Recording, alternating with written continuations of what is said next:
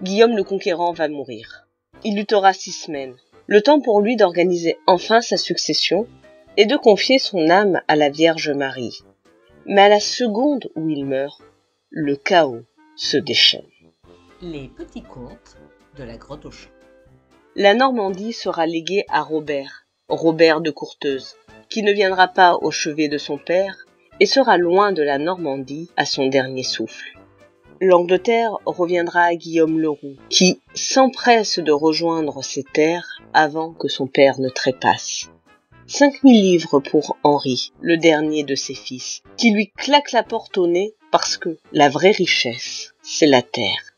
Les prisonniers politiques sont relâchés, c'est traditionnel, et au matin du 8 septembre 1087, Guillaume s'en va et la Normandie panique.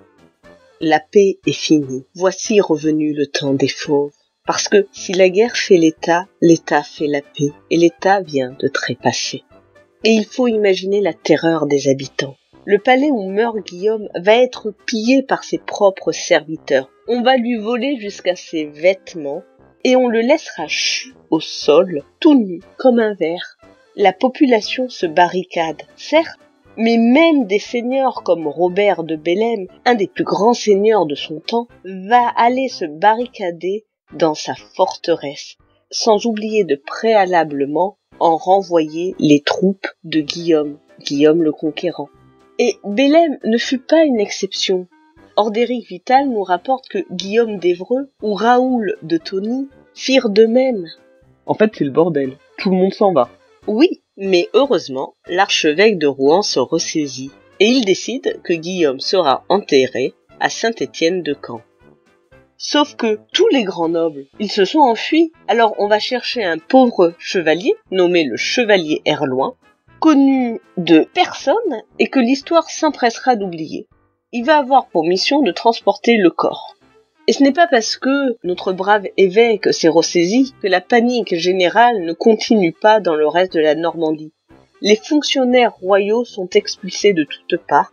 L'information dépasse même la Normandie puisqu'elle arrive jusqu'aux oreilles des pauvres bougres chargés de ramener les restes de Robert le Magnifique, le père de Guillaume le Conquérant, en Normandie. Et lorsqu'ils l'apprennent, ils abandonnent les restes de l'ancien duc, Dieu sait où, et ils s'enfuient. Pendant ce temps, le corps de Guillaume finit par arriver à Caen. Ils sont accueillis par un orage puissant. Imaginez, vous êtes Erloin, vous naviguez sur la Seine en compagnie du corps ducal, et vous êtes, comme tous les hommes de l'époque, sensibles aux présages. Vous rentrez dans la ville de Caen alors que cette dernière subit un déluge. Et rien n'ira pour vous rassurer. La procession qui est censée mener le corps de Guillaume du bateau à l'église est perturbée par un incendie. Les maisons se sont embrasées sur la puissance des éclairs. Il pleut et ça brûle. Mais revenons au calme. La cérémonie finira par avoir lieu quelques jours après son décès. Et à l'époque, les frigos n'existent pas. À ses obsèques, il y a beaucoup de monde, même Odon, son demi-frère, qu'il avait pourtant laissé croupir en prison. Il y a Henri, son fils à qui il n'a légué que 5000 livres. En revanche, il n'y a ni Guillaume, qui est déjà parti en Angleterre, ni Robert de Courteuse, qui pourtant est le nouveau duc de Normandie. Les ingrats. Oui, mais en même temps, l'odeur de décomposition dans cette pièce est absolument insupportable. Et l'information revient dans tous les témoignages.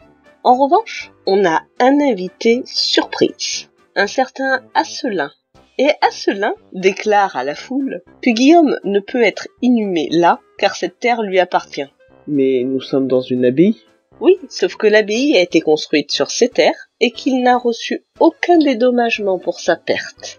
On le dédommage et on n'en parle plus ? C'est ce qu'il sera décidé. Et on finit par mettre le corps de Guillaume dans le cercueil. Sauf que le cercueil, il est trop petit. Alors on pousse, on glisse, on tasse.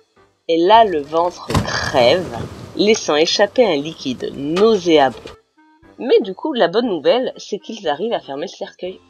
La cérémonie continue, quand le cercueil se réouvre. Quelques clercs courageux finissent par retourner fermer le cercueil. il est enseveli, et ce n'est que plus tard que Guillaume le Roux chargera Othon l'orfèvre de façonner un tombeau d'or et d'argent et de pierres précieuses. Et voilà comment se finit l'histoire de Guillaume le Conquérant. Certains diront que c'est le châtiment divin pour ses excès, appât du gain, sa cruauté, pour cette paix instaurée par la violence. Aujourd'hui encore, des historiens expliquent que Guillaume le Conquérant emprunta diverses formes de violence pour soutenir une cause prétendument légitime. Mais n'en fâche la bien-pensance. Pour nous, Français, c'est avant tout un grand homme qui a soumis notre ennemi de toujours, l'Angleterre. Et bien que rival du roi de France, c'est une fierté nationale.